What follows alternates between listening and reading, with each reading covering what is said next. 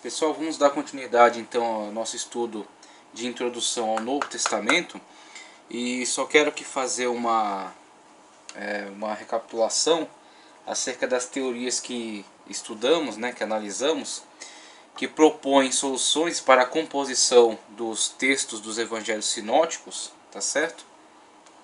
Essa questão que analisa os evangelhos e os qualifica como evangelhos sinóticos, o que exclui o evangelho de João, por ter características diferenciadas desses três evangelhos, um estudo que foi elaborado a partir do século XVIII, algo da Idade Moderna, tá certo? Então, a partir do século XVIII passa-se a analisar os evangelhos, a crítica textual passa a analisar os evangelhos e desenvolve então esse termo técnico que trata esses três evangelhos como evangelhos sinóticos, a palavra sinótico com origem em sinopses, tá certo? Então diz que esses três evangelhos têm um caráter semelhante, eles têm uma forma de composição semelhante de seus textos.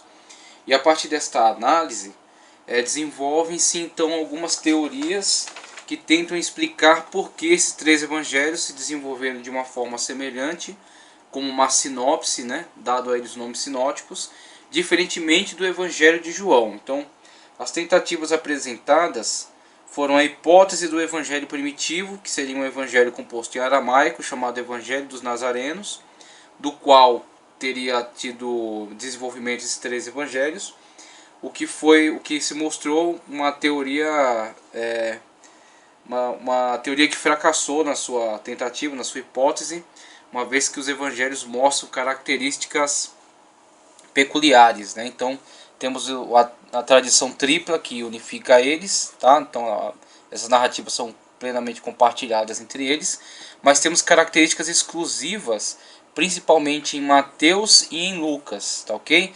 E mesmo em Marcos também temos uma parte exclusiva. E a proposta do evangelho primitivo, o evangelho escrito em aramaico, que seria esse evangelho dos Nazarenos, iria quase que eliminar essas características peculiares aqui a cada evangelho, tornando eles cópias quase que perfeitas uns dos outros, com apenas variáveis de letras, variáveis de forma textual, mas não de conteúdo. Então, por isso que essa teoria não prevalece. Hipótese das diégeses ou fragmentos, que seriam vários textos diferentes que colhiam, que preservavam características narrativas acerca da vida de Cristo. Então, um texto das pregações de Cristo, um texto que recolheu os milagres, outro texto que fala acerca do exorcismo. Então teríamos as diégeses ou fragmentos, pessoas que se interessaram por diferentes características do ministério de Cristo, recolhem narrativas dentro de cada fragmento desses acerca de uma característica do ministério dele, e com grande circulação entre as comunidades cristãs, poderiam contribuir na composição de um evangelho dentro de cada comunidade. Então uma comunidade teria fragmentos que falam acerca da pregação e outro que fala acerca de cura. Outro teriam fragmentos que falam acerca dos exorcismos e acerca do nascimento de Cristo. E aí teremos os evangelhos sendo compostos a partir desta base, desses fragmentos, dessas diégeses. E essa teoria se mostra também inverídica, no sentido de que os evangelhos produziram uma tradição tripla bastante forte. Então temos Marcos, 76% do evangelho de Marcos está presente dentro de Lucas, e é 41% do seu evangelho, e está presente dentro de Mateus, e é 45% de seu evangelho. E além disso, temos uma tradição dupla entre Lucas e Mateus. 23% de Lucas está presente dentro de Mateus e é 25% do seu evangelho, que não é encontrado em Marcos, mas é compartilhado entre eles.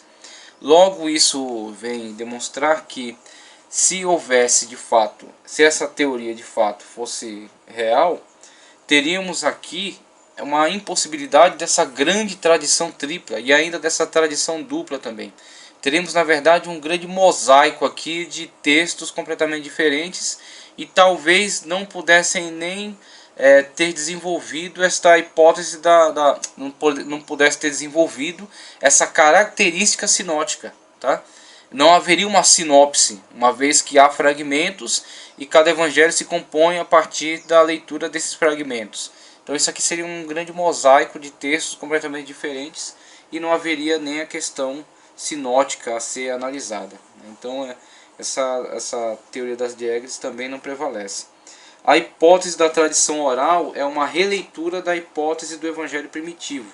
Ao invés de um evangelho primitivo, escrito em aramaico, o Evangelho dos Nazarenos, teríamos um evangelho oral, que seria a tradição pregada pelos apóstolos em cada comunidade cristã, preservada por eles enquanto ensinadores, pregadores, e por fim, com o envelhecimento desses apóstolos e a futura morte deles, né, com a continuidade da comunidade cristã no local onde eles fundaram, a necessidade da preservação dessa pregação e desse ensino através de escritos. E aí teríamos então um evangelho oral que se difundiu pelas comunidades e que estaria sendo reunido em textos. Mas essa é uma característica semelhante à questão do evangelho primitivo. Teríamos um texto muito mais homogêneo se essa tradição de fato tivesse circulado também de uma forma homogênea pelas terras, né? Se fosse uma mesma tradição, com uma mesma forma de constituição dos fatos, compartilhado entre diferentes comunidades. Não teria o surgimento desses evangelhos que têm características peculiares entre si, tá certo?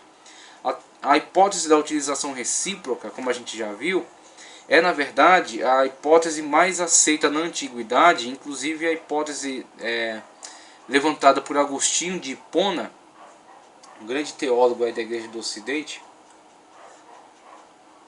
por volta do quarto século a.C., e é a hipótese que governou a Igreja durante muito tempo, foi a mais difundida, e que inclusive influenciou a composição do Novo Testamento no sentido de colocar os livros dos Evangelhos na ordem em que estão. Porque a sua Bíblia tem primeiro Mateus, depois Marcos, depois Lucas, João, Atos e continuando as cartas, né? As cartas de Paulo, as cartas universais e Apocalipse. Exatamente por causa de uma influência dessa teoria da utilização recíproca. Então Agostinho diz, Mateus é o primeiro evangelho, escrito em aramaico, em vista de convencer os judeus da realidade, né, da autenticidade, da autoridade do messianato de Cristo Jesus. Então Jesus é o Messias prometido no Antigo Testamento. As diversas referências de Mateus buscam sempre demonstrar de forma muito clara, muito objetiva, que Jesus cumpriu as profecias do Antigo Testamento. E assim Mateus vem a ser o primeiro evangelho, de acordo com essa hipótese, levantada por Agostinho e novamente em voga aqui em 1789, por Griesbach, tá certo? E também em 1835 por Lachmann e em 1838 por Wilke. Então eles trouxeram de volta essa teoria muito defendida na Igreja da Antiguidade e por Agostinho de Hipona. E assim temos, Agostinho diz, Mateus é o primeiro evangelho, Lucas é o resumo do evangelho de Mateus. Então o evangelho de Mateus foi produzido, passou a circular entre as diversas comunidades cristãs, chegando então até as terras onde Marcos estava a auxiliar o apóstolo Pedro. Eles, tomando conhecimento desse evangelho, perceberam todo o conteúdo verídico que constava nele, e Marcos auxiliou Pedro a compor um evangelho para a sua comunidade, para preservar a sua pregação dentro da sua comunidade. E o que Marcos fez juntamente com Pedro? Eles fizeram um resumo de Mateus. Então Pedro era a testemunha ocular, podia comprovar aquilo que era verídico dentro da narrativa, estava comprovada, e ele podia dar autoridade a isso, e Marcos juntamente com ele o auxilia como amanuense a fazer um resumo de Mateus. E Lucas, como ele mesmo afirma no seu evangelho, usou fontes para a composição do seu evangelho. Que fontes são essas? As fontes chamadas Mateus, que já estava circulando, e outra fonte chamada Marcos, que foi o amanuense de Pedro e que também passou a circular pelas comunidades. Lucas teve contato com os dois, reuniu essas tradições e ainda mais teve conhecimento de uma outra tradição, através de testemunho de outros apóstolos, que compõe a exclusividade aqui dentro da sua narrativa, que aliás é 35% do seu evangelho, é exclusivo da sua narrativa. Então vemos essa teoria, diz Mateus, Marcos é o resumo de Mateus e Lucas é a composição que aproveita os dois. Aí temos essa ordem: Mateus, Marcos e Lucas, e João dá continuidade por ser o último evangelho a ser escrito e por ser de característica diferenciada em relação a esses três evangelhos sinóticos, tá certo? Só que essa teoria, por mais que ela tenha sido amplamente defendida e tenha sido utilizada pela igreja, ela também apresenta algumas falhas, conforme vai ser demonstrado pela teoria das duas fontes. Então a teoria das duas fontes que é apresentada, que vamos demonstrar aqui, ela mostra algumas falhas, mostra algumas deficiências dessa teoria do uso recíproco. A teoria das duas fontes também não é a teoria definitiva, perfeita, ela também tem algumas fraquezas, mas é a teoria que atualmente tem sido a mais aceita. Então, a hipótese das duas fontes, embora essa hipótese tenha sofrido algumas modificações, ela se baseia em duas colunas principais. Marcos é a base para Mateus e Lucas.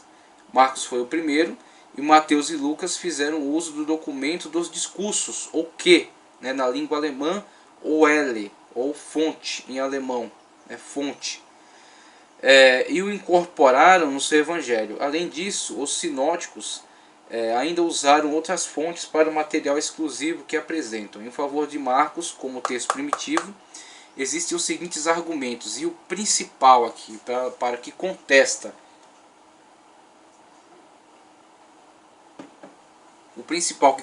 diretamente a tese apresentada na teoria do uso recíproco, que fala que Mateus é o primeiro evangelho e Marcos resume o evangelho de Mateus, é o fato de que cada evangelho composto detém um texto sacro, né, um texto santo, um texto que apresenta um conteúdo de uma narrativa sagrada, uma narrativa que fala acerca da vida, da obra e das palavras de Jesus e da igreja, né, dos apóstolos.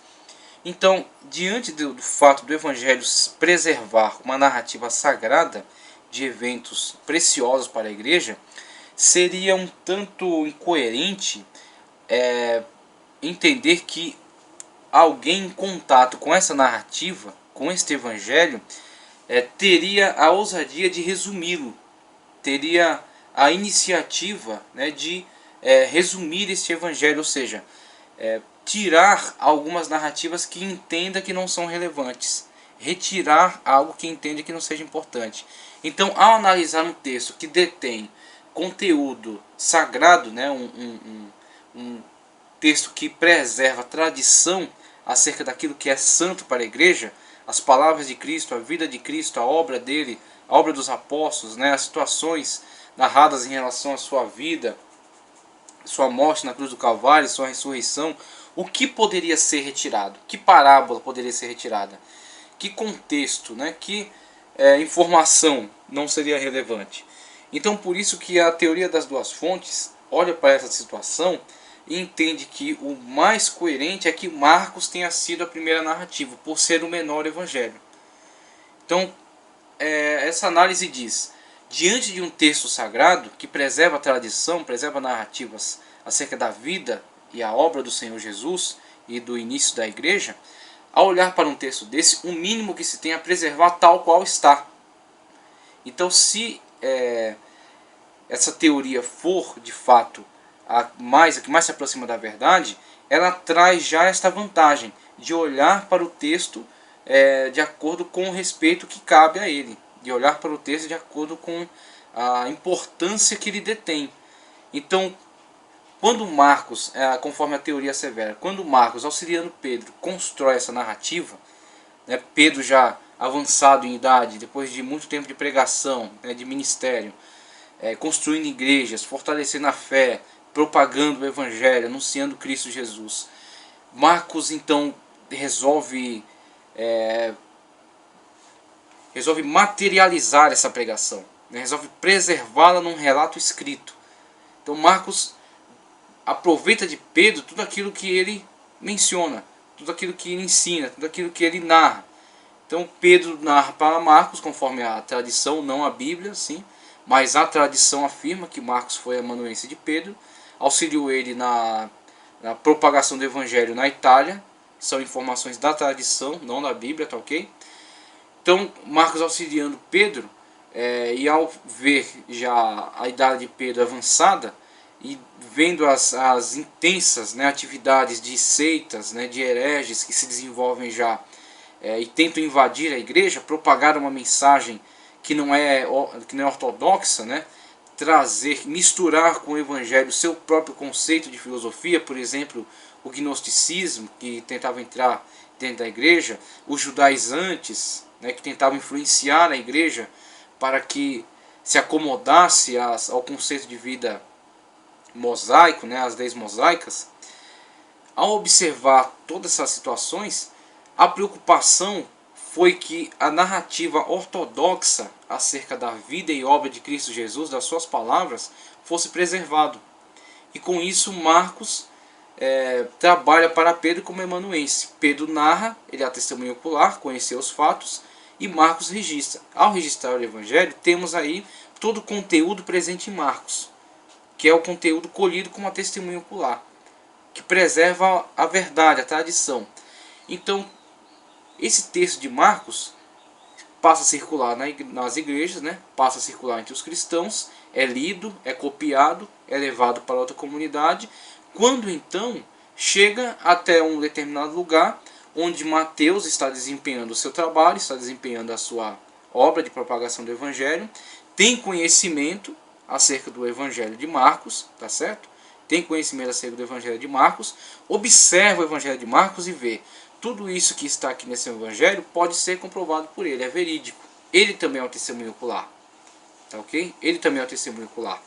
Ao ver a narrativa de Marcos, o mínimo que ele tem a fazer é o quê? Preservar a maior parte possível dessa narrativa, tá certo? Preservá-la. E como ele faz, como é demonstrado aqui nessa teoria, acrescentar algo que ele também conhece, que não foi entendido como relevante na narrativa de Pedro colhida por Marcos, mas que Mateus conhece também é um testemunho ocular, e entende relevante, e acrescenta no seu evangelho. Tá ok? Então por isso que temos essa visão. Temos a visão de que Marcos é o primeiro evangelho, passa a circular entre as comunidades, chega até Mateus, Mateus observa o conteúdo do evangelho de Marcos e veja, 55% do evangelho de Mateus, temos aqui a tradição tripla, tá? Esses 45% aqui é compartilhado entre os três. É a narrativa de Marcos, que está presente também em Lucas, está presente também em Mateus, tá certo? Não exatamente tal qual está em Marcos, com as mesmas palavras, a mesma construção textual, mas é a narrativa acerca dos mesmos fatos. E aí temos, isso é compartilhado na tradição tripla. Isso aqui, esses 10% a mais aqui, está só num compartilhamento entre Marcos e Mateus, não está presente em Lucas. Mas com isso vemos pelo menos 45% do evangelho de Mateus está preservando as narrativas de Marcos. E aqui temos aí pelo menos 94%. Temos aí pelo menos 94% do evangelho de Marcos. Veja, é quase a totalidade do evangelho. 94% do evangelho de Marcos está completamente preservado dentro do evangelho de Mateus.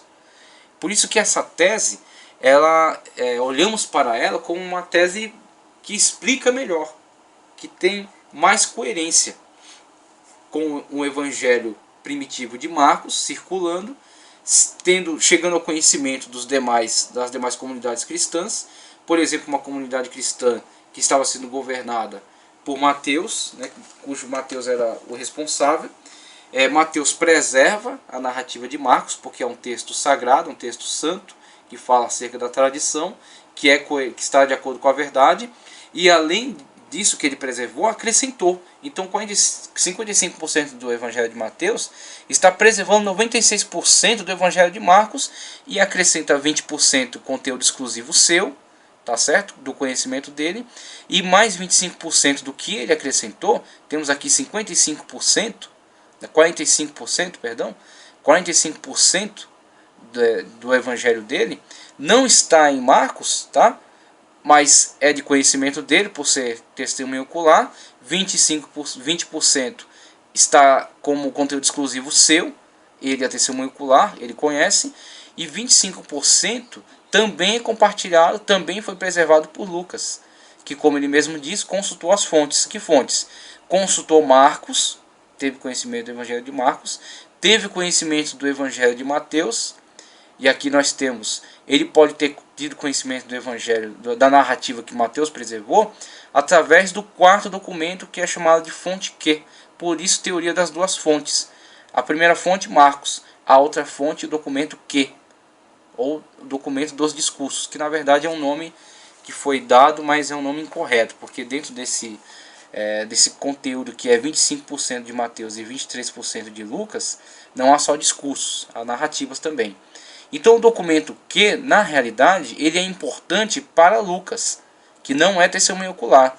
O documento Q tem conteúdo que é referente a 25% de Mateus, mas Mateus não precisa do documento Q. Ele pode ter tido conhecimento desse documento, que circulou também como documento de Marcos, tá? Por terras diferentes da de Marcos. Pedro não teve contato, Marcos não teve contato com esse documento, tá? Pedro, aquilo que ele narrou para Marcos é aquilo que Pedro entendeu relevante. Nós vamos ver no comentário do Evangelho de Pedro, que Pedro, conforme a tradição, sempre lembrando isso, não é a Bíblia que diz isso, mas é a tradição, Pedro se voltou para uma determinada parcela do cristianismo, e esses irmãos para quem ele estava pregando o Evangelho e ensinando, o apóstolo entendeu que este Evangelho, essas narrativas, eram aquilo que mais interessava, aquilo que era mais importante para eles. Ele colocou a sua narrativa de forma que viesse auxiliar aquela comunidade, atendendo aquele público, com aquelas necessidades. Por isso, este Evangelho com estas nuances, tá? Com esta, dando relevância a esses aspectos, com essas características. Então o que acontece? Dentro do Evangelho de Marcos, tá? Narrativa de Pedro, há conteúdos que não são encontrados aqui na tradição, do documento que alimentou o documento de Lucas e que foi conhecido por Mateus também, tá? Que está preservado dentro desses dois. Então há diferença entre esse documento e esse documento. Havia um objetivo aqui, há um outro objetivo aqui, atender uma outra comunidade de cristãos. Lucas toma conhecimento dos documentos. Lucas toma conhecimento do documento de Marcos, Lucas toma conhecimento do documento que Mateus comprovou, né, preservou na sua narrativa, e Lucas constrói a sua narrativa a partir do conhecimento deste documento, tá certo? Documento Q, e conteúdo exclusivo que provavelmente Lucas colheu com outros apóstolos, outras testemunhas oculares que davam outras ênfases, que dava ênfase a outros aspectos, diferentemente de Mateus e diferentemente de Marcos, tá certo? Então os 35% exclusivo de Lucas é uma questão de conhecimento de outras fontes, conhecimento de outras testemunhas oculares. Você tem que se lembrar que eram 12 apóstolos. Um traiu a Cristo, depois foi substituído por Matias, e no correr da história surge o 13º apóstolo, o apóstolo Paulo, que, como ele mesmo diz, recebeu seu evangelho diretamente de Cristo. Então ele não andou com Cristo na época antes da sua morte e ressurreição, mas ele teve um contato, um encontro pessoal direto com Cristo. E ele afirma que recebe seu evangelho de Cristo. E a tradição diz que Lucas, não só a tradição, né, o evangelho, as cartas, Paulo afirma isso nas cartas, em algumas dedicatórias ele menciona Lucas. Lucas teve contato direto com Paulo.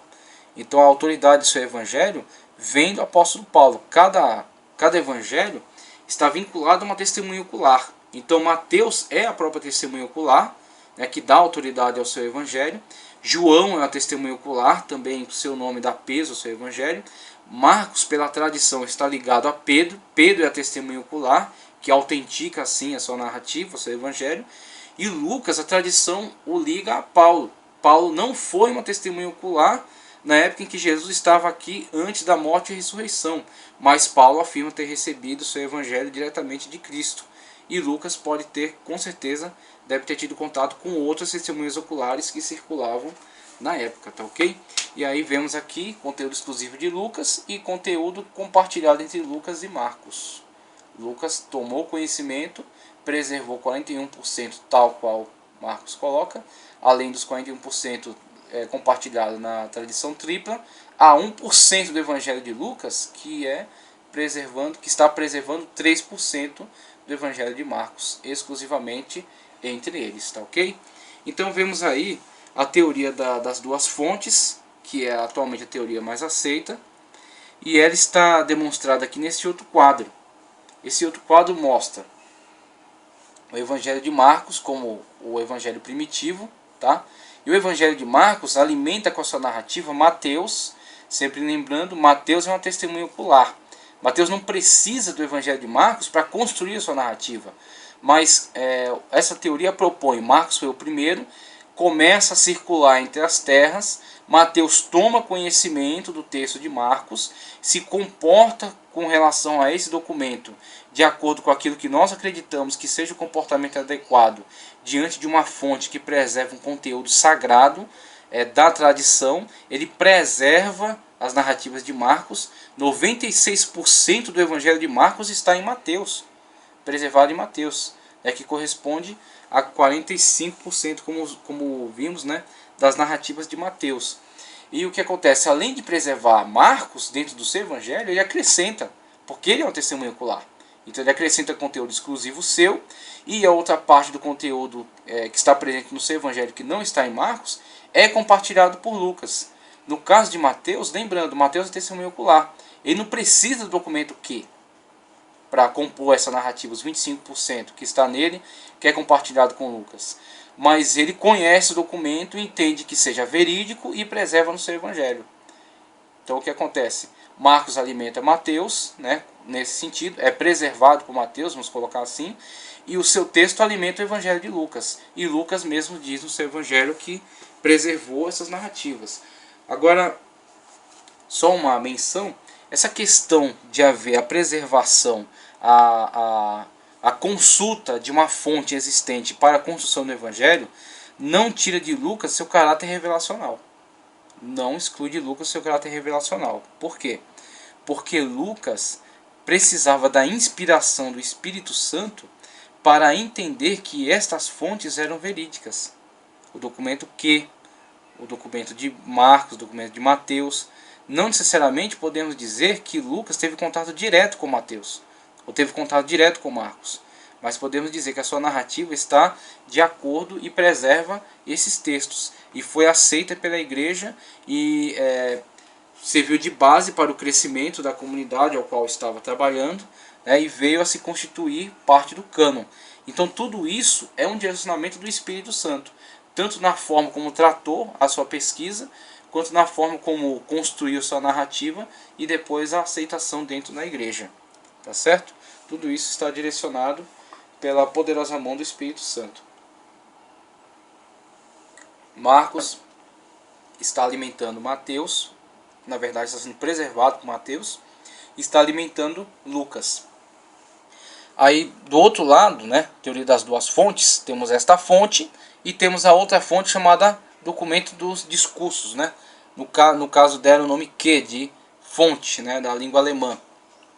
E aí temos a fonte alimentando Lucas, tá? Alimentando Lucas, e o trecho de Lucas que está preservando as narrativas do documento da fonte é de compartilhado com Mateus, compartilhado com Mateus. Então essa parte compartilhada entre Mateus e Lucas é uma parte que não consta em Marcos. Não consta em Marcos. A parte exclusiva de Mateus, a parte exclusiva de Lucas e a parte compartilhada entre eles. Essa parte que é compartilhada entre eles não pode ser encontrada em Marcos, porque, conforme a teoria das duas fontes diz, essa parte advém de uma outra fonte, que alimenta Lucas na construção dessa parte que é compartilhada com Mateus. Tá certo? Parte exclusiva de Lucas, contribuição de outras testemunhas oculares. Paulo, por exemplo. Né? Essa fonte preservada para Lucas era uma fonte de pesquisa, para Mateus apenas uma fonte de comprovação, porque Mateus era testemunha ocular e podia, através da sua autoridade, validar o conteúdo que recebeu desse documento fonte, tá certo? Então aqui está apresentada a teoria das duas fontes, aqui uma outra imagem ilustrativa que demonstra melhor a forma como se apresenta a hipótese, a teoria das duas fontes. Marcos Em Mateus, Marcos, 96% de Marcos, que é conhecido por Mateus, é preservado por ele o seu evangelho nesta quantidade aqui, nessa proporção, tá certo? E aí temos o conteúdo que é partilhado entre Mateus e Lucas, essa faixa azul, né, nessa proporção para Mateus e nessa proporção para Lucas. Aí vemos a parte exclusiva de Mateus aqui. É o documento fonte, que está aqui sendo também preservado por Mateus, e está alimentando Lucas na sua pesquisa, tá certo? Para Lucas ele está numa proporção muito maior do que para Mateus, tá certo? E Lucas com seu conteúdo exclusivo. Com isso temos a teoria das duas fontes, que tem sido a teoria mais aceita, tem explicado de forma mais plausível a forma de composição dos evangelhos. Então, com essa informação, fechamos aqui com um plano mais amplo, tá?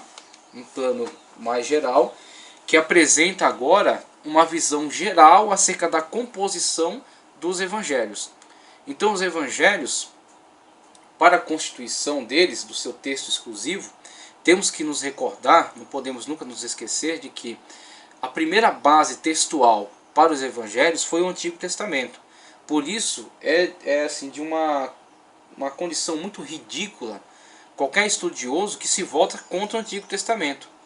Qualquer estudioso que busca excluir o Antigo Testamento, ou que usa designações para o Antigo Testamento no sentido de dizer que ele foi anulado. Algo anulado era algo ilegal, de um ato ilegal. Então, se algo era de um ato ilegal, não pode surtir efeitos, ele é anulado.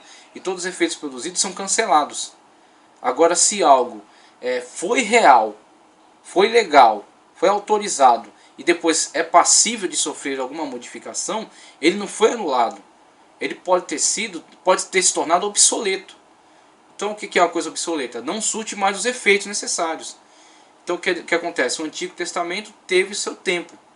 Ele inclusive foi o documento do verídico, tal qual continua sendo. Documento verídico, real, autorizado por Deus. Agora surge uma nova aliança. E a nova aliança em Cristo Jesus cumpre todas as expectativas da antiga aliança, as promessas realizadas na antiga aliança, concretiza tudo isso e passa então a vigorar enquanto nova aliança, enquanto um novo pacto entre Deus e o povo, entre Deus e os seus escolhidos. Na verdade, um testamento, como nós mencionamos, já explicamos acerca do documento testamento e demonstramos que é o termo mais perfeito, é o termo mais adequado para demonstrar o valor do Novo Testamento para nós. Tal qual um proprietário passa um testamento para o seu filho, com as suas vontades, com a transferência dos seus bens para as mãos de seu filho, que tem diante disso a opção de aceitar ou rejeitar, mas nunca modificar. Assim é o nosso testamento, o Antigo e o Novo Testamento, a palavra sagrada de Deus que vem para nós, não pode ser alterada, não pode ser modificada, tem que ser ou aceita ou rejeitada. Então temos aqui o Antigo Testamento como fonte primordial para toda a narrativa bíblica. E é sobre esta base textual que a igreja vive seus primeiros dias. Quando Cristo assunto aos céus, conforme narrado em Atos dos Apóstolos, ele diz para permanecerem em Jerusalém, e eles permanecendo em Jerusalém são revestidos do poder, eles vão agora cumprir a grande comissão, ir por todo mundo pregar o evangelho a toda criatura. Mas como pregar? Como anunciar? E uma vez que se anuncia, como fundamentar essa palavra que está sendo anunciada? Jesus Cristo morreu e ressuscitou como cumprimento das profecias. Que profecia? Qual palavra? Quem disse? Quem enviou ele? Quem deu autoridade a ele? Então o que acontece? Para responder essas perguntas e outras, é que os apóstolos recorriam sempre ao Antigo Testamento. Então o Pentateuco era um livro presente dentre as igrejas que nasciam primeiramente de uma sinagoga. Leia as cartas de Paulo, você vai ver que primeiro ele pregava numa sinagoga, causava ali algum alvoroço ao fazer a afirmação de que Cristo era o Messias, prometido aonde? Prometido em Isaías, prometido no Pentateuco, prometido nos Salmos. Vê-se, a pregação inicial da igreja depende do Antigo Testamento. Então, a partir de um tumulto que surge, alguns pró, alguns contra. Os pró geralmente são expulsos pelos que são contra. Com essa expulsão desses pró-evangelho, pró-messianato de Cristo, surge a base da igreja, o fundamento daquela igreja que tem conhecimento dos textos sagrados e que vão servir, num primeiro momento, de professores, de ensinadores, vão servir de primeiros líderes da igreja, auxiliando os gentios que vão ser trazidos para dentro da igreja, mas a partir de uma cultura pagã, sem conhecimento de quem é Jeová, sem conhecimento de quem é Moisés, dos textos sagrados, da lei, dos salmos, sem conhecimento de nada. Vão vir como crianças. E aí vamos ter aí dentro da igreja uma base que já tem um primeiro conhecimento do Antigo Testamento, nem que seja um conhecimento básico, mas tem um conhecimento de Antigo Testamento. Paulo prega sobre Moisés e alguns sabem quem é Moisés, o que Moisés fez, qual a importância dele, o que isso importa para a igreja nos dias de hoje, as interpretações que são feitas depois, as analogias, né, as metáforas, as interpretações alegóricas que são feitas, tudo com base, num primeiro momento, base de Antigo Testamento. Depois, com o surgimento dos textos, vamos ter aí Antigo e Novo Testamento agora auxiliando na pregação e na fundamentação do ensino. Então temos aí Antigo Testamento, não inteiro, mas porções, né, pequenos escritos. Então alguns conjuntos de livros do Antigo Testamento. Pentateuco e Salmos era o que era mais difundido. Pentateuco, Salmos e alguns profetas, tá certo? Então temos Antigo Testamento, pequenos escritos do Antigo Testamento, vão ser base, vão ser fundamentação para os apóstolos. Então temos Marcos como o primeiro relato a ser escrito, tá, para evangelhos, Marcos Emanuense de Pedro, então as narrativas de Pedro estão preservadas aqui, e as narrativas de Pedro são fundamentadas no Antigo Testamento.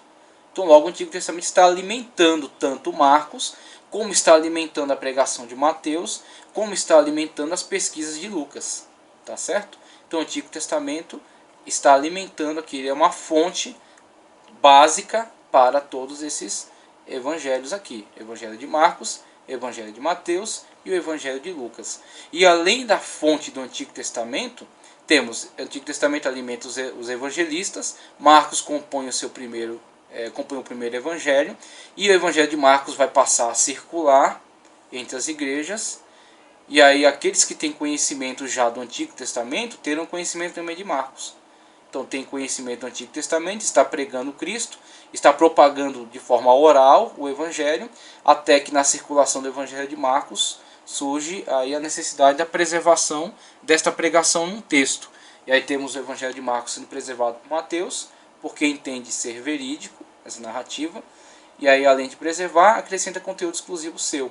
E além de conteúdo exclusivo seu, há nele conteúdo que é compartilhado com Lucas. De onde vem esse conteúdo? Vem da tradição Q, vem do documento Q. O documento Q, como diz aqui esse quadro, ele é na verdade a preservação de uma tradição oral. Que tradição oral é essa? Outros apóstolos pregando também o evangelho em outros lugares. Então, pessoas ligadas a esses apóstolos, não temos o nome, esse documento foi perdido, o documento em si foi perdido, esse documento é encontrado entre Mateus e Lucas, a parte de Mateus e Lucas que é compartilhada entre eles e que não é encontrada em Marcos. Esta parte é a preservação do documento Q. O documento Q está dentro deste e deste evangelho. Então esse documento Q preservou a pregação de outros apóstolos, tá certo? Com outros objetivos, com outros enfoques, mas enfoques que podem ser comprovados por Mateus, uma testemunha ocular. Mateus lê esse documento que está preservando essas pregações aqui, essa tradição oral, e ele entende, é verídico. Tá? E Lucas faz pesquisa nele e preserva também dentro do seu evangelho. Aqui é uma testemunha ocular. Ele não precisa dele para escrever, mas ele entende que é verídico e preserva dentro do seu evangelho. E aqui é um pesquisador.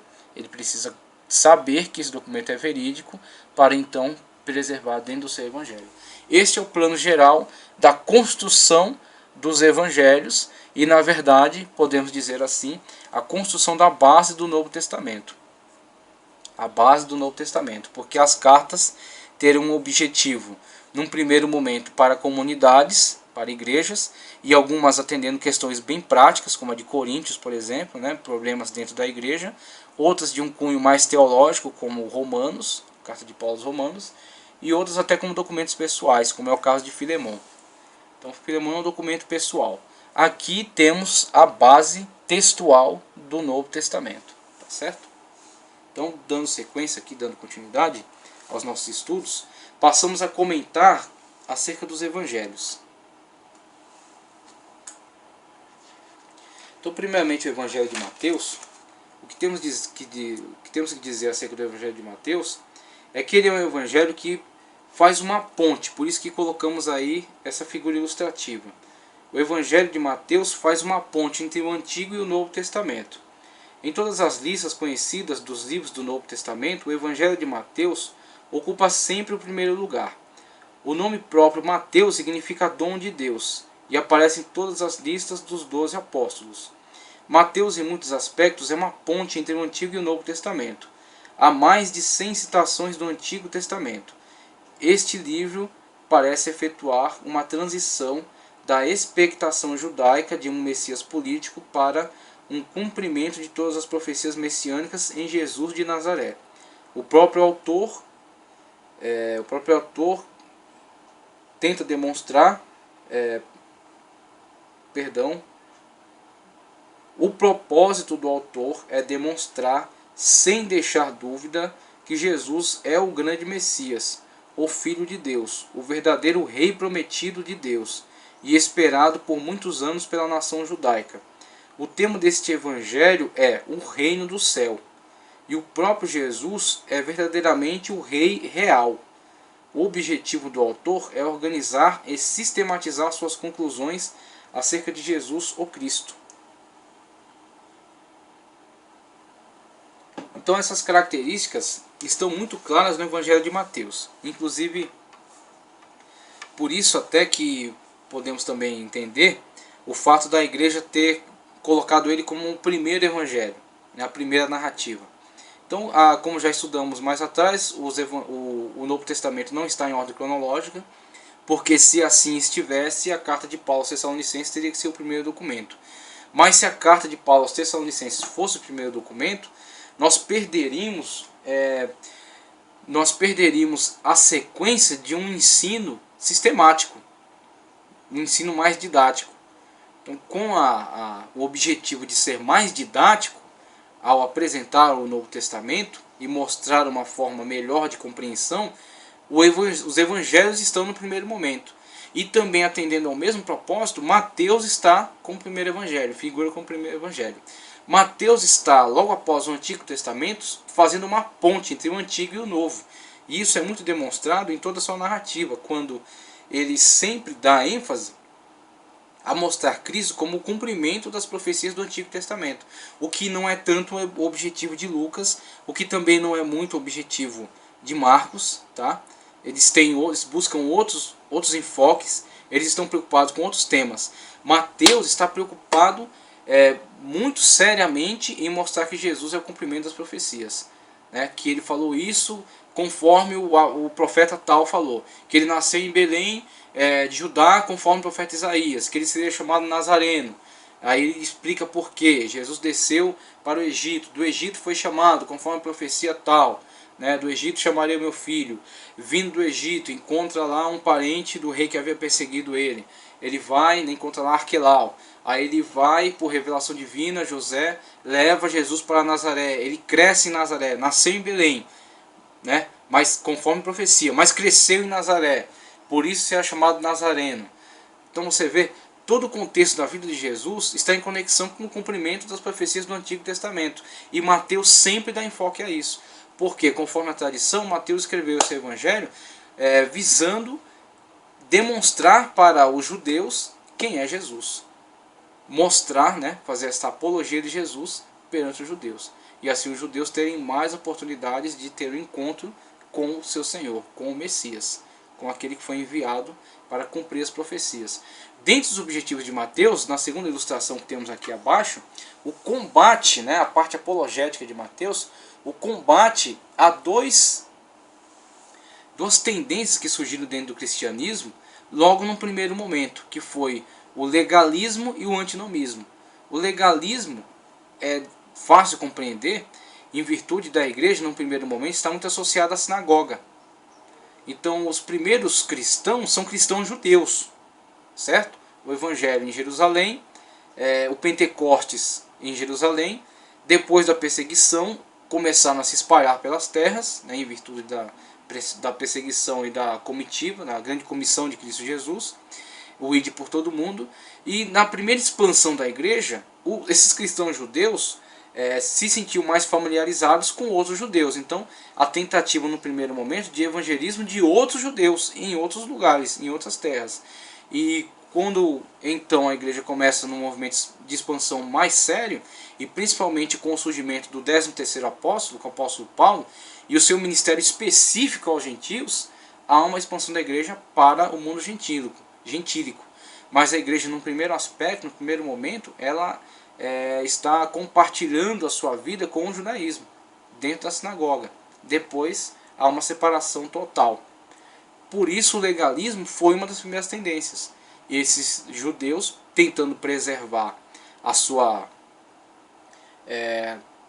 preservar a sua liturgia, né, e as suas práticas de cumprimento à lei mosaica, com relação às festas, com relação aos hábitos alimentares, com relação às cerimoniais de purificação.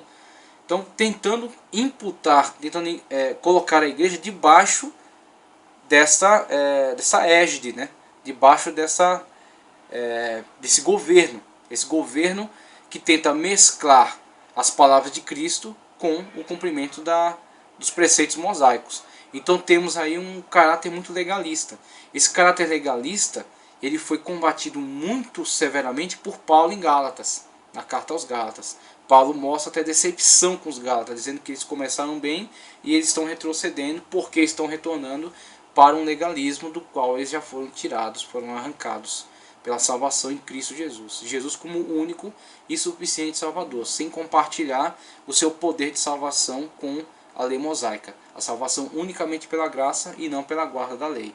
E é onde Paulo desenvolve esse tema mais forte ainda em Romanos, quando ele fala aqui que a lei, na verdade, veio para condenar. A lei não veio para salvar. Quem salva é Cristo Jesus. E a nossa lei é a lei do Espírito agora.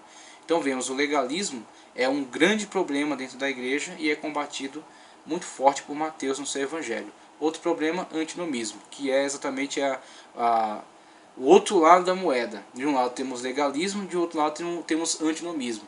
Então muitos na pregação da graça não compreendiam qual é o sentido dela e acabavam por entender que toda a lei estava anulada e excluída e não poderia ser observado.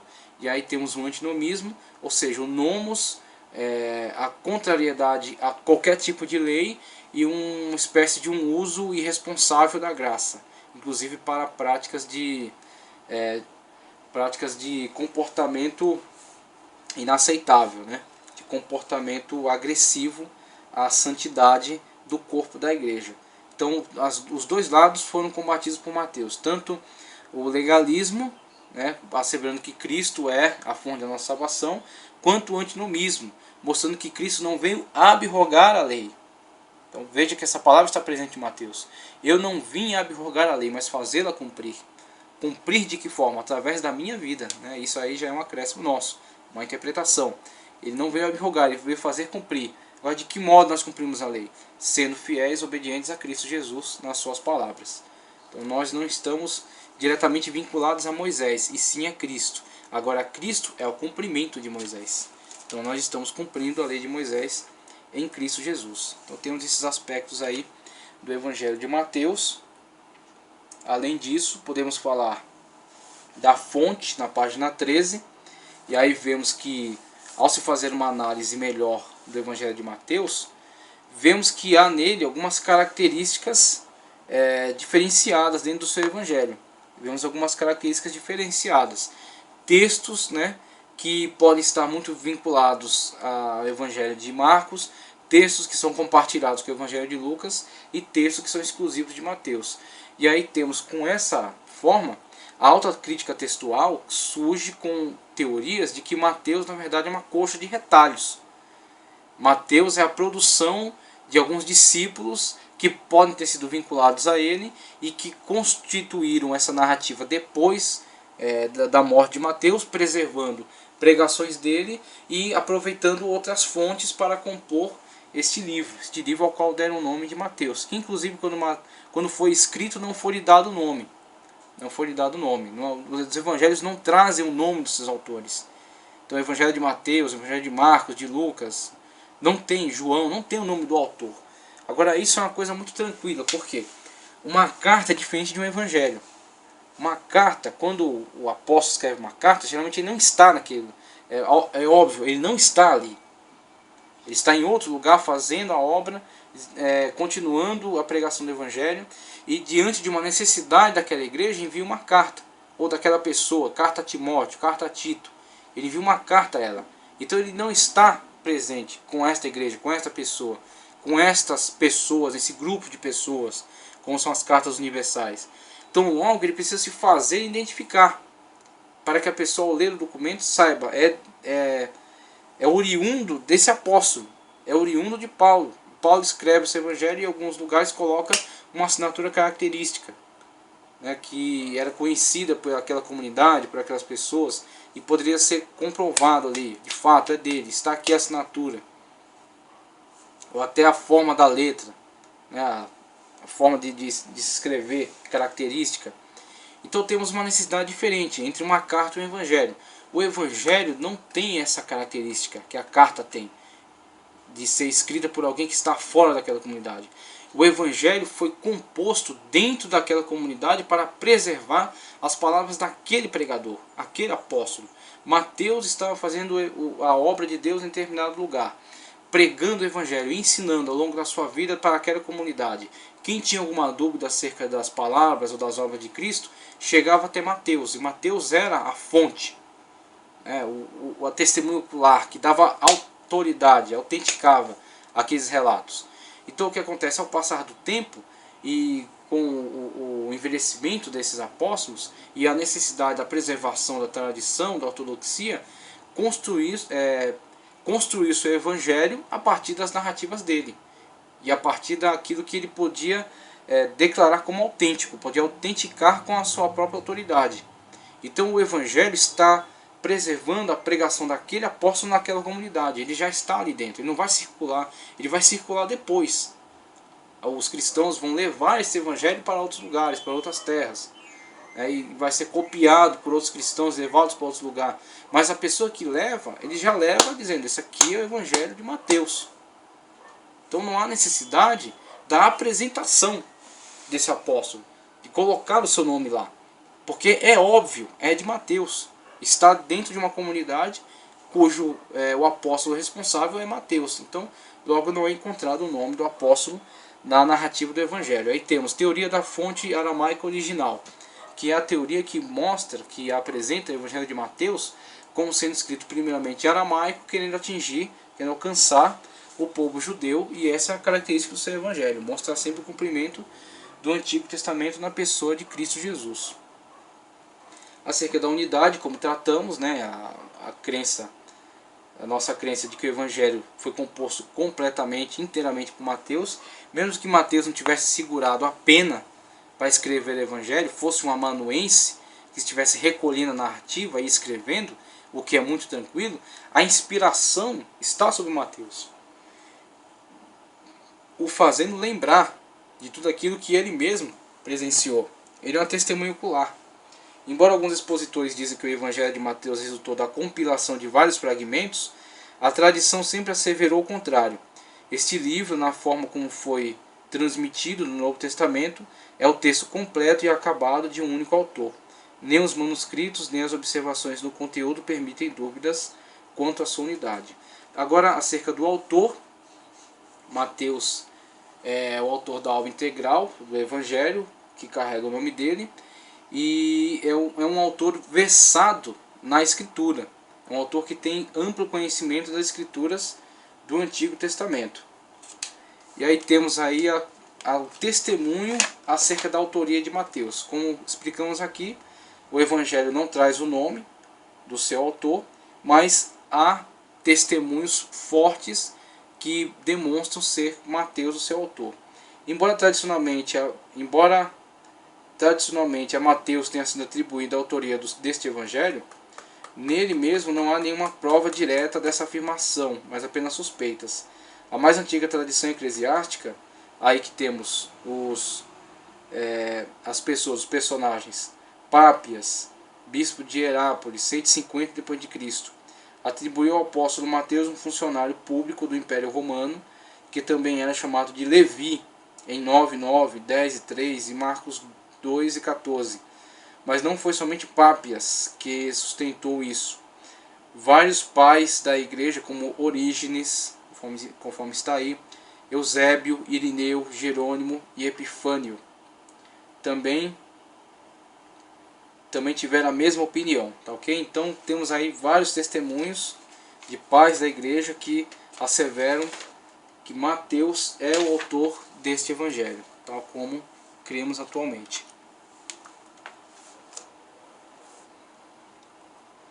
O evangelho de Mateus, testemunho de Eusébio de Cesareia, é um dos testemunhos mais fortes acerca da autoria de Mateus, e Eusébio de Cesareia diz que Mateus escreveu o seu evangelho em hebraico, tá ok?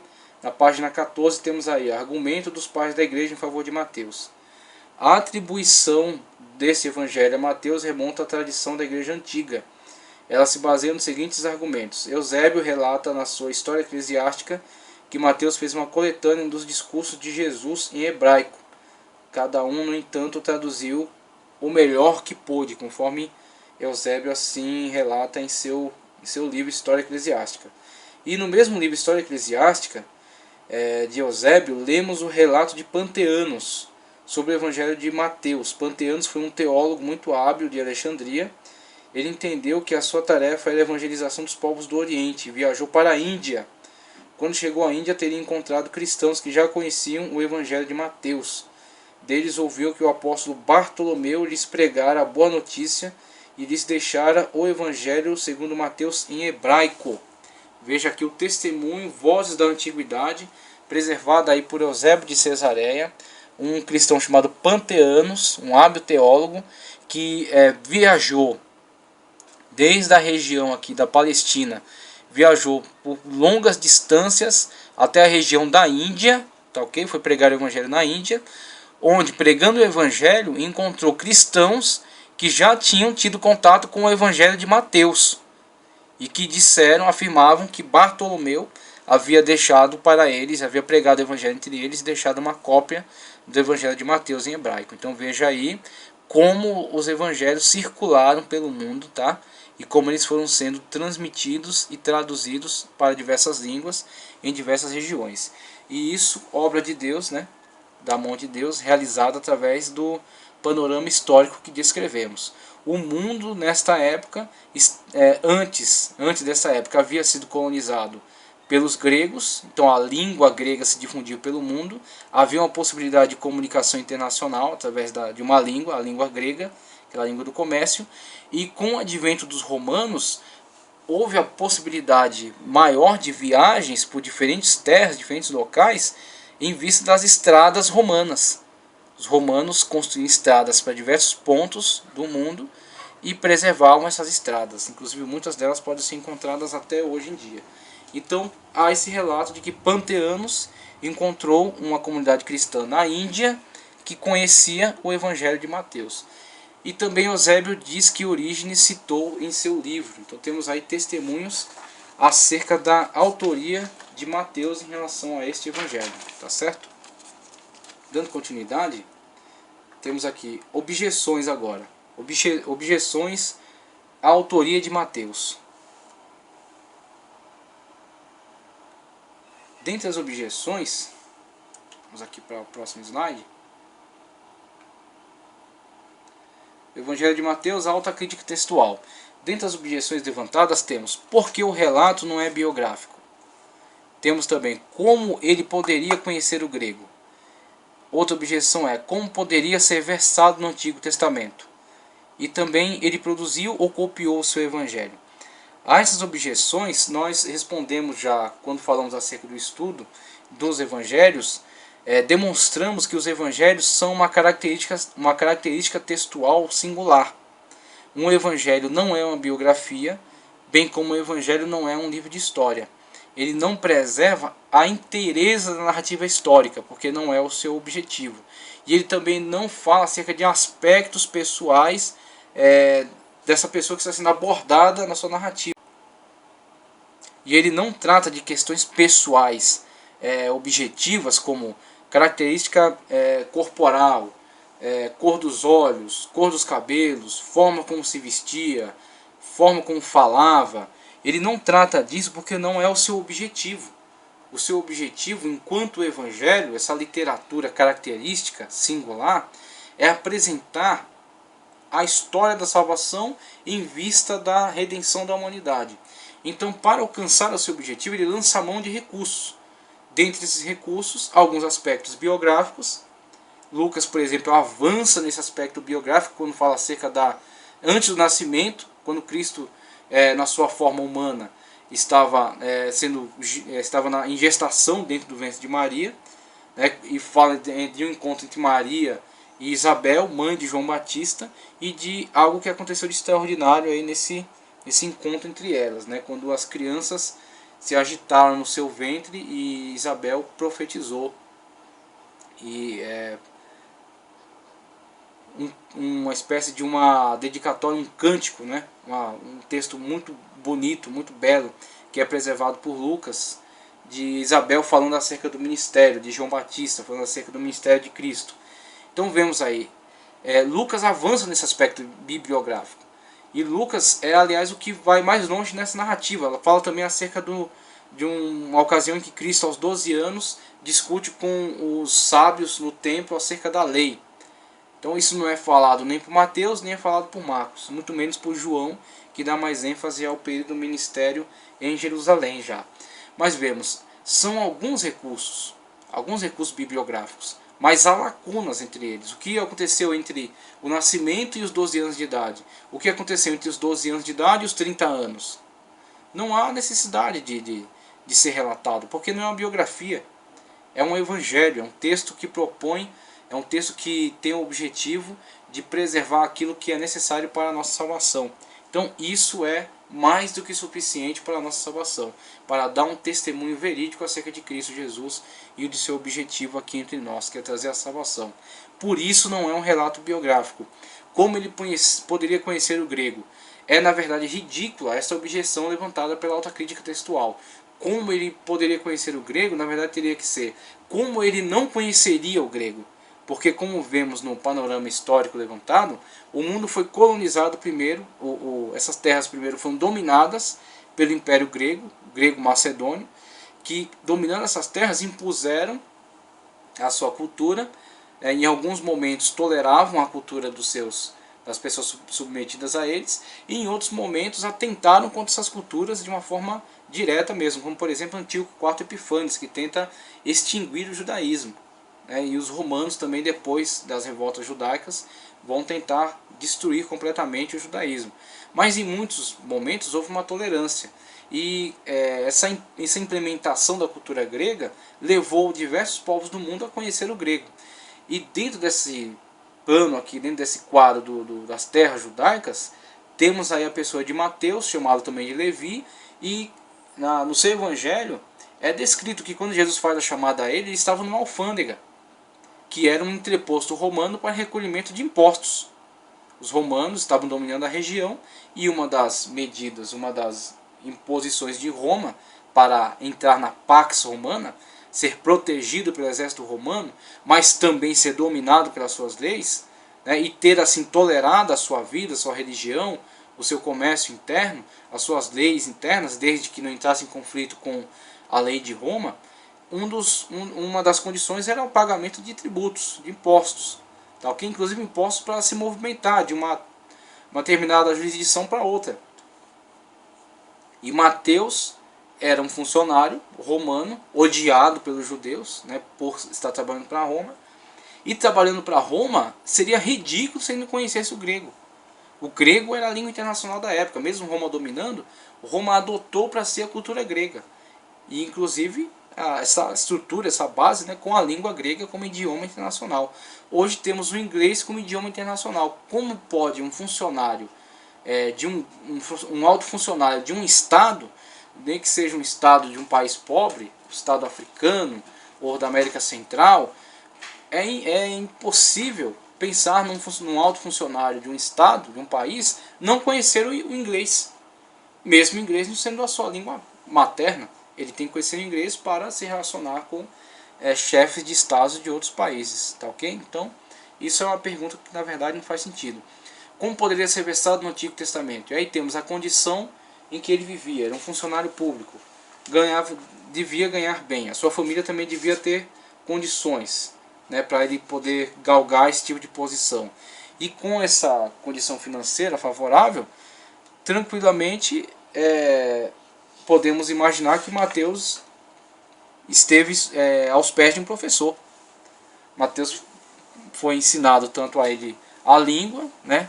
Foi ensinado a ler e a escrever, a língua grega, uma língua estrangeira, para poder trabalhar para o Império Romano, e foi ensinado no Antigo Testamento. Ele é judeu, ele demonstra muito conhecimento das leis judaicas, e ele fala de uma forma muito tranquila, faz a analogia entre a lei e o cumprimento dela em Cristo Jesus. Então é tranquila essa questão de Mateus ser versado no Antigo Testamento. E se ele produziu ou copiou o seu evangelho, conforme já falamos na teoria das duas fontes, Mateus era testemunho ocular.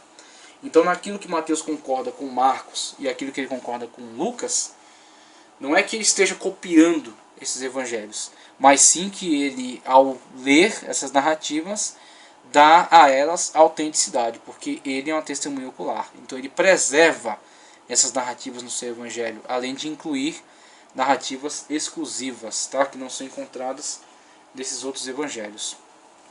Então temos aí essas características aí levantadas pela alta crítica textual, né? Esses questionamentos que são respondidos aí no nosso estudo.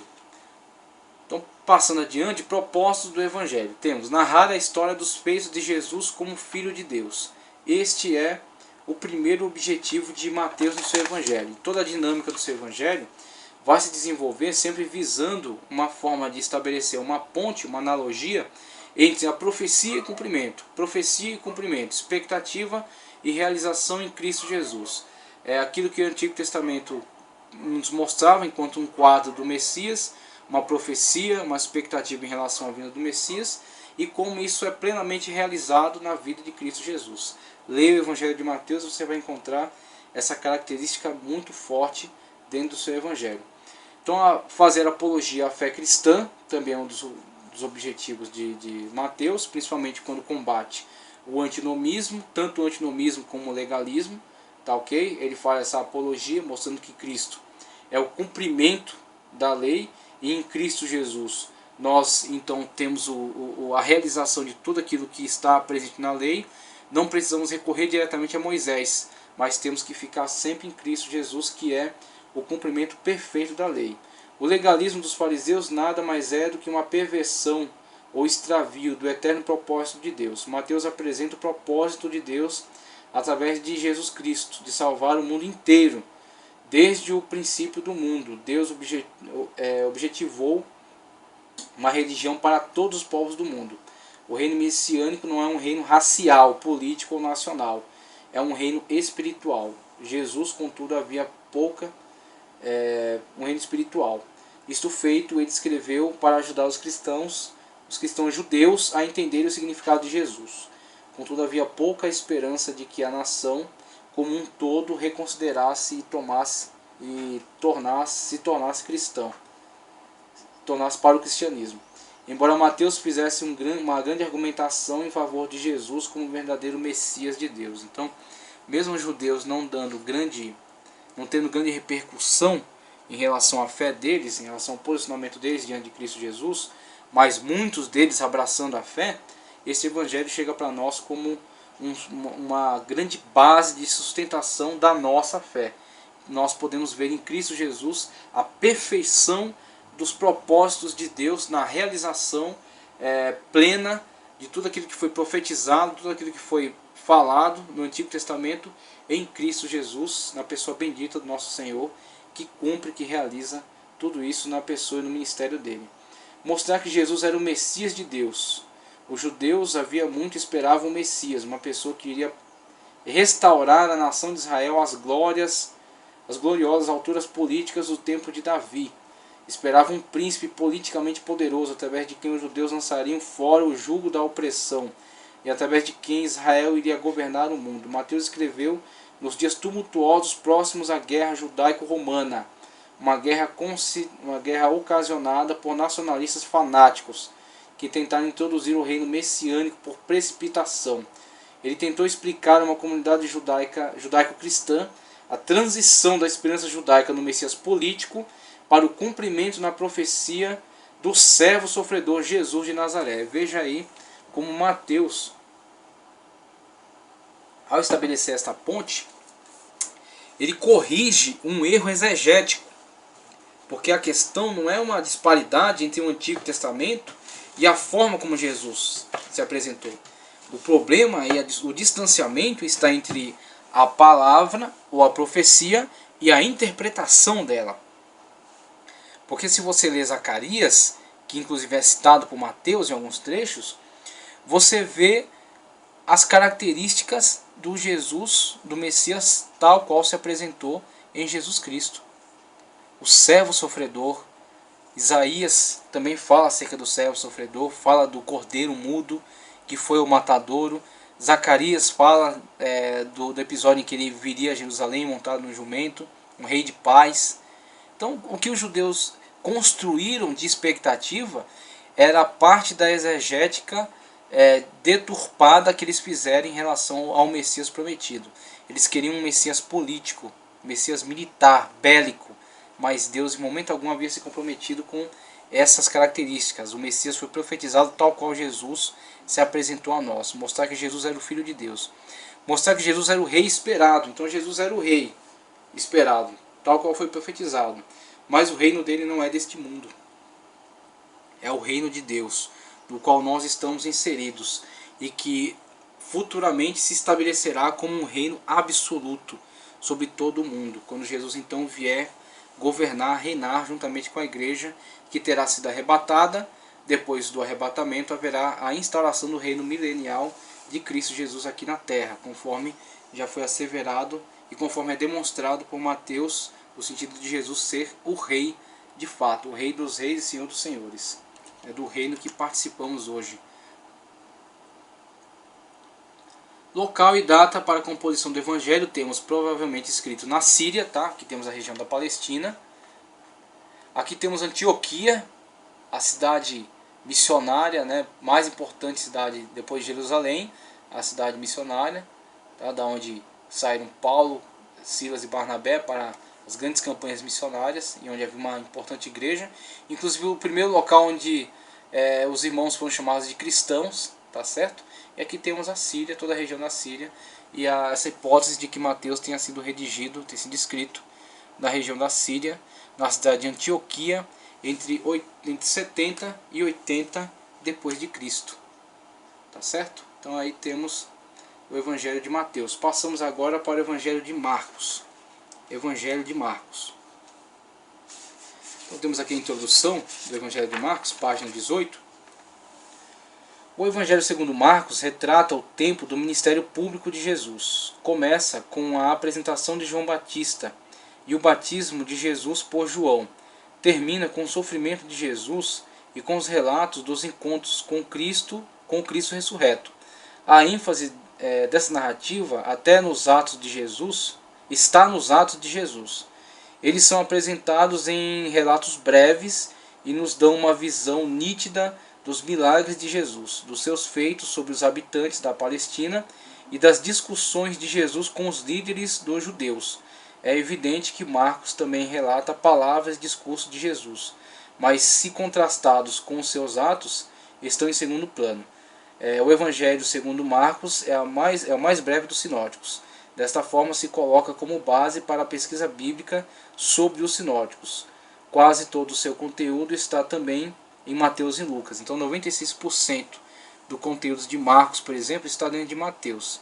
E aí temos outro percentual também grande que é encontrado dentro do Evangelho de Lucas. E aí com isso vemos o Evangelho de Marcos com características bastante diferenciadas. E dentro daquela teoria das duas fontes, a sugestão de que Marcos tenha sido a primeira narrativa a ser construída. E na verdade uma opinião minha acerca desses fatos, as características do Evangelho de Marcos, que demonstram um dinamismo muito intenso, um uso grande, por exemplo, do advérbio, um advérbio usualmente traduzido por imediatamente ou logo, ou algumas expressões semelhantes, é a palavra-chave. Aqui, ó, o reino de Deus invade o reino do mal, enquanto Jesus combate as forças satânicas e demoníacas. Um advérbio usualmente traduzido por imediatamente ou logo, ou alguma expressão semelhante, é a palavra-chave. Então o uso que Marcos faz de forma muito ampla desse tipo de advérbio, né, de imediatamente ou logo, dentro do seu evangelho, a sua narrativa com foco na ação, naquilo que Jesus fez, né, nos milagres, nas curas, nos exorcismos, na intensa movimentação de Jesus pela Palestina. Essas características, para mim, elas demonstram um caráter psicológico da testemunha ocular que estava por trás desse texto, que estava por trás dessa narrativa. Então Marcos ele captura a sua narrativa de Pedro, e assim diz a tradição assim assevera. E essa característica de Pedro, para mim, está impressa nesse evangelho. Essa característica psicológica, né, de Pedro sempre se colocando à frente, Pedro sempre trazendo a primeira opinião, né, se manifestando primeiro. Então, quando lemos os evangelhos e vemos essas características de Pedro que são transmitidas por todos os evangelistas, vemos neste evangelho essas características colocadas por trás do texto. Então, para mim, esse evangelho tem muita cara de Pedro, a forma como Pedro vivia, desenvolvia o seu trabalho, o seu ministério. De acordo com a teoria das duas fontes, esse é o primeiro evangelho. Preza pelo dinamismo e pela ênfase sobre os feitos poderosos de Cristo. Então temos aí características do evangelho de Marcos, tá? O tema principal, Jesus o servo. Tema principal, Jesus o servo. A atividade redentora de Jesus culmina na narrativa da paixão, da morte e da ressurreição de Jesus, a qual Marcos devota um espaço proporcionalmente grande, tanto na realidade que seu evangelho tem sido chamado de pouco mais que a narrativa da paixão, com um prólogo, a confissão de Pedro a respeito do caráter messiânico de Jesus em Cesareia de Filipe, 8, 27 ao 30, forma um ponto nevrálgico neste evangelho. Dali por diante, Jesus começou a predizer seus sofrimentos e sua morte, como o Filho do Homem, e a narrativa do movimento inexoravelmente para o seu fim. Os discípulos estavam acostumados a pensar sobre o Filho do Homem, a autodesignação favorita de Jesus, extraída da visão de Daniel acerca da figura semelhante, de uma figura semelhante a um ser humano. Os que viram a glória, semelhante a um ser humano, os que viria em glória, o que viria em glória para julgar a humanidade. Daniel 7, 1, 14. Em termos de majestade, e por isso mesmo os discípulos encontraram dificuldade em compreender e aceitar as declarações de Jesus. Então, com relação ao seu tema principal, temos Jesus, o servo de Deus. Jesus, o servo de Deus. Os temas tratados por Marcos eram peculiares aos cristãos de sua geração e são pertinentes à nossa também. Então temos aí a questão do versículo-chave dentro de Marcos, que divide a narrativa. Jesus, o servo de Deus, é o tema principal. A omissão de genealogia mostra uma característica que está sendo ressaltada de Jesus dentro deste evangelho, que é o caráter do serviço, Jesus como servo. Então temos Pedro por trás dessa narrativa e a comunidade que está ligada a essa tradição, a comunidade que está ligada a este evangelho. E com esta comunidade, esse objetivo que Pedro tem com ela, temos aí a forma, né, a característica desse evangelho. Então Pedro transmite através de Marcos esta visão de Jesus como o servo de Deus, o servo sofredor, o servo que vai trazer a salvação a todos nós, que é Senhor e que se tornou servo por nós, para cumprir esta missão. E aí, dentro dessa questão de Jesus apresentado como servo, temos a omissão da genealogia. Um servo não tem genealogia, por isso que vemos essa característica no seu evangelho. A finalização tem uma questão muito diferenciada aí na questão da finalização. E aí temos a página 19. Um dos problemas que até hoje não tem sido solucionado pelos eruditos é a finalização abrupta desse evangelho, com uma suposta interpolação de 12 versículos, 16, 9 ao 20, pois os 12 últimos versículos de Marcos, frequentemente chamados de conclusão longa, não constam nos manuscritos sinaítico e vaticano, que são dos documentos mais antigos que foram encontrados, tá certo? Mas foram aceitos no início da história da igreja como parte genuína do Evangelho segundo Marcos. Observe 3 argumentos da crítica textual mostrando que esse final não fazia parte do texto original de Marcos. Entre os versículos 8 e 9 há uma ruptura evidente. O versículo 1 é repetido no versículo 9. O conteúdo dos versículos 9 a 20 consiste em grande parte em um resumo breve, dos acontecimentos da Páscoa, que nos outros evangelhos são descritos em detalhes. Então tem essa questão levantada pela alta crítica, na continuação aqui diz: hoje em dia a maioria dos estudiosos concorda que um revisor anônimo que trabalhava com os evangelhos do século II tenha acrescentado os versículos 9 a 20, e entende que a essa altura ele tinha acesso aos outros evangelhos, e por isso pôde fazer um resumo de seus capítulos finais.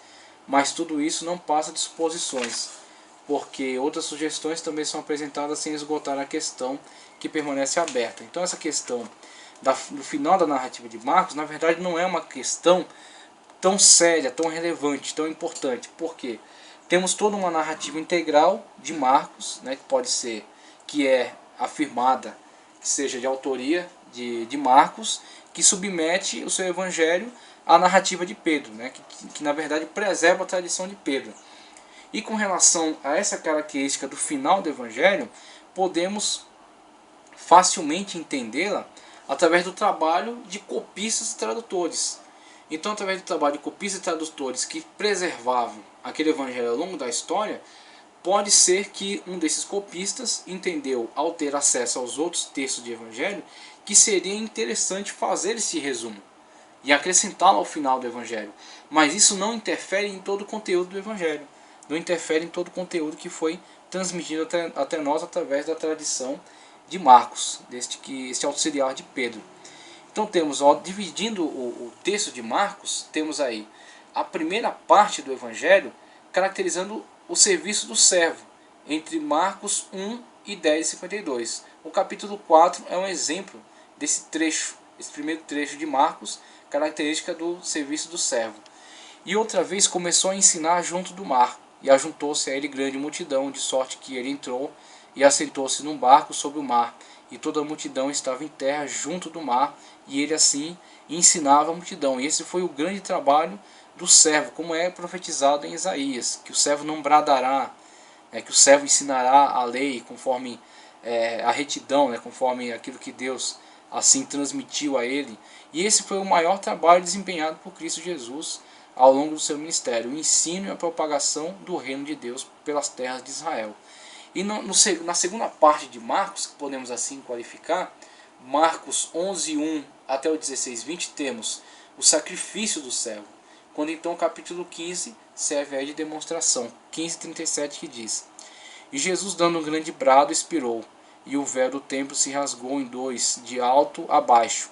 E o centurião que estava de frente dele, vendo que assim, clamando, expirara, disse: verdadeiramente este homem era Filho de Deus. Com isso temos características do Evangelho de Marcos. Acerca do Evangelho de Marcos ainda, podemos ver os testemunhos que falam acerca desse Evangelho. Primeiramente a fonte, a pregação de Pedro, tá? É assim que a tradição entende, é assim que a tradição tem olhado para esse Evangelho, para o Evangelho de Marcos, como um Evangelho vinculado à pregação de Pedro, a autoria de Marcos, auxiliando o apóstolo, e as testemunhas que falam acerca disso são Pápias, Irineu, Tertuliano, Clemente de Alexandria, Orígenes e Eusébio de Cesareia, o qual reproduzimos aqui nesse texto ao lado.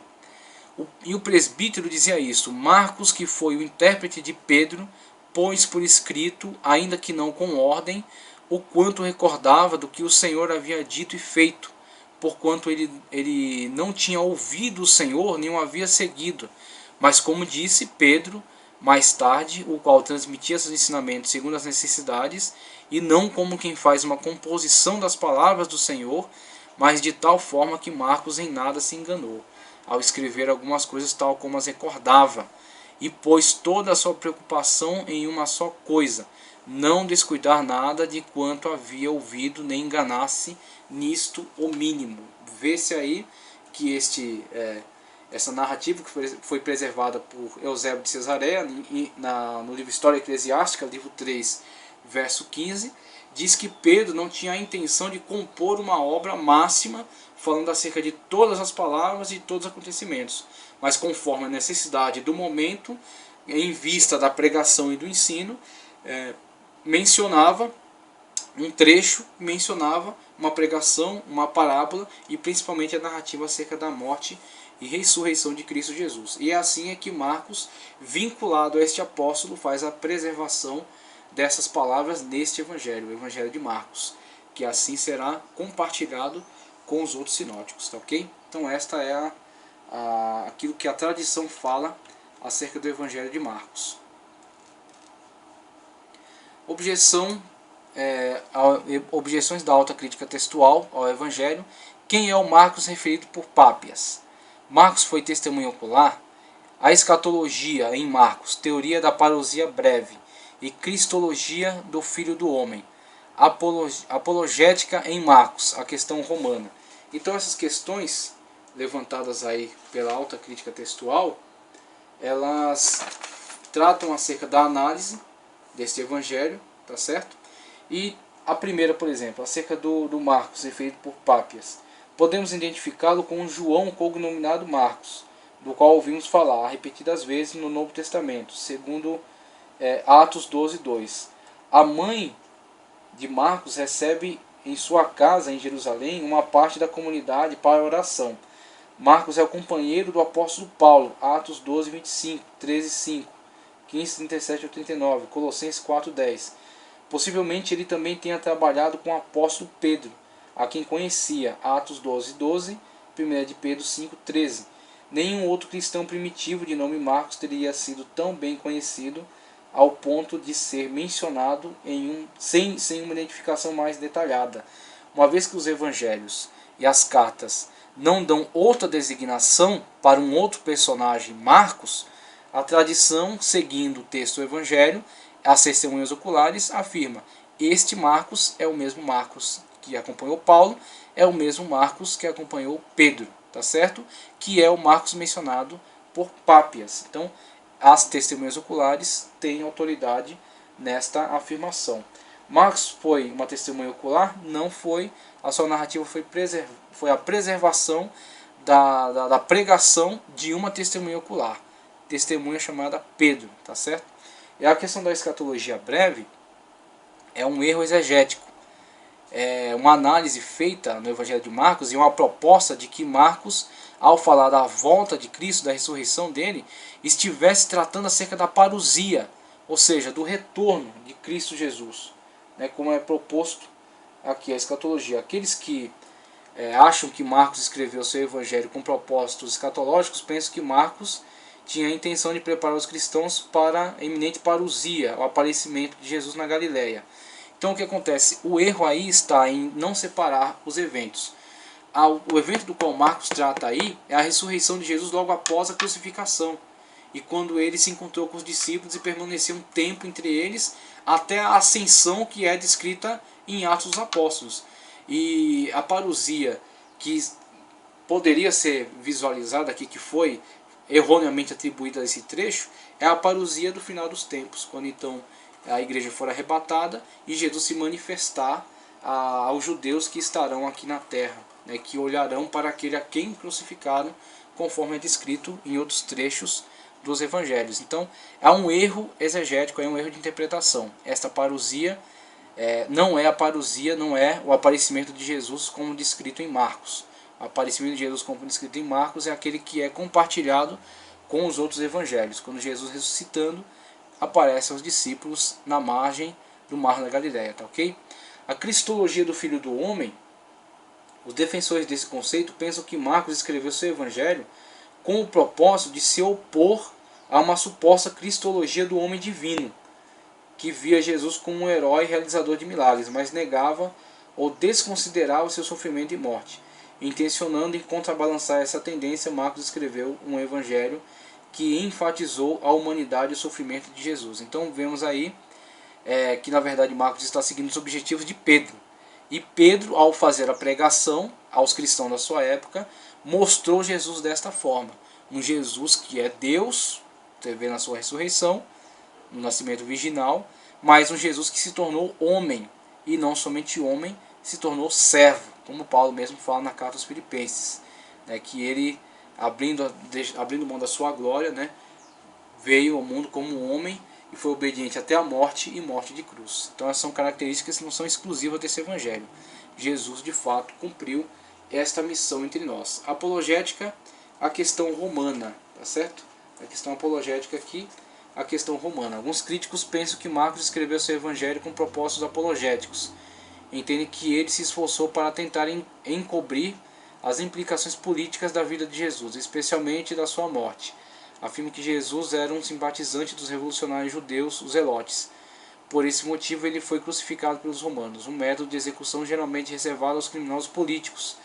Ao rotular Jesus como rebelde contra Roma, sua crucificação tornou muito difícil para os cristãos se fazerem ouvir pelo público romano, particularmente depois da revolta judaica na Palestina. Isso feito, Marcos escreveu seu evangelho para superar essa dificuldade. Sendo assim, Marcos transferiu dos romanos para os judeus o quanto pôde a culpa pela morte de Jesus.